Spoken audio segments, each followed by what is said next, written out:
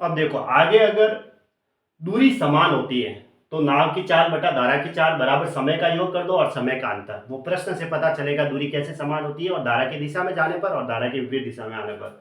ठीक है, तो टाइम अलग अलग होता है, तो ये ऐसे करना है, मतलब एग्जाम में जल्दी से जल्दी आंसर लाने के लिए।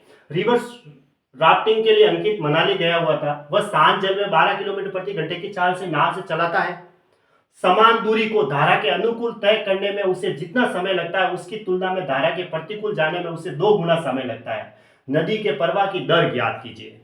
नदी के प्रवाह की दर बोले तो धारा की चाल ज्ञात करनी, नदी की चाल ज्ञात करनी है। नदी लिखा हुआ है, नदी कहो या धारा कहो, दोनों के लिए रूल्स एक ही है।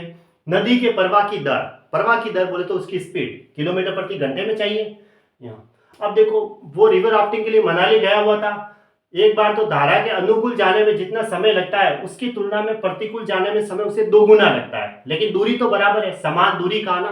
धारा की दिशा में जाने पर वही दूरी हुई और धारा की विपरीत दिशा में आया तो भी वही दूरी हुई, दूरी बराबर थी। टाइम अलग अलग है, स्पीड अलग अलग होगी देखो, लेकिन दूरी बराबर है क्योंकि इसने कहा भी है समान दूरी को।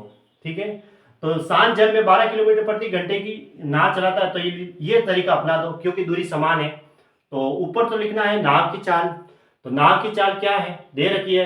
अंकित मनाली गया हुआ था, शांत जल में 12 किलोमीटर प्रति घंटे से नाव चलाता है।